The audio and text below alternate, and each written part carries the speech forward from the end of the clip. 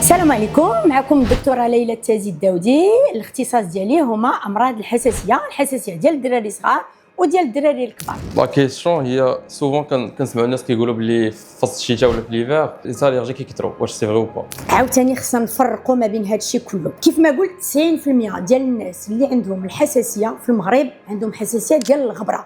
اوكي تري بيان.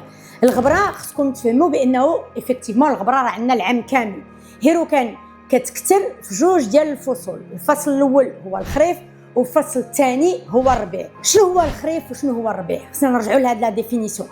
فعلا عندنا لو ديريغلومون كليماتيك، راه ما بقيناش عارفين فوقاش البرد فوقاش الخريف، ولكن بصفه عامه ملي تنهضروا على البرد راه ما تتكونش الحساسيه طالعه فيها. داكوغ، الحساسيه غتكون كثيره ملي تنكونوا من الصيف وغادي ندوزوا للبرد بحال دابا.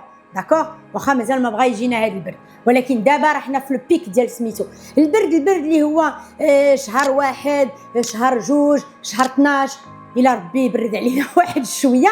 داكوغ، تما ما عندناش لو بيك ديال لي زاليرجي، عندنا لو بيك ديال لي انفيكسيون فيرال ولا بكتيريان. داكوغ، تيكثروا مي سي با الحساسيه اللي كتكثر. وعاوتاني ملي غادي نوصلوا للربيع، دونك هذاك مارس افريل وي يمكننا نهضروا على حساسيه، ولكن ديجا راه غيبدا يسخن شويه الوقت. وفي هذاك مارس عندنا الشجر ديال الزيتون، واخا عندنا لي بولين دو غراميني، وعندنا لو بيك ديال الغبره. كنأكد بزاف باسكو سي تري امبورطون، وهذا هو الدور ديالنا كاختصاصيين ديال الحساسيه، هو لانتيروغاتوار، هو كنهضروا مع المريض. خاصنا داكشي بزاف ديال لا بريسيزيون، خاص كل حاجه تكون منطقنا، حيت كل حاجه عندها لو كود ديالها.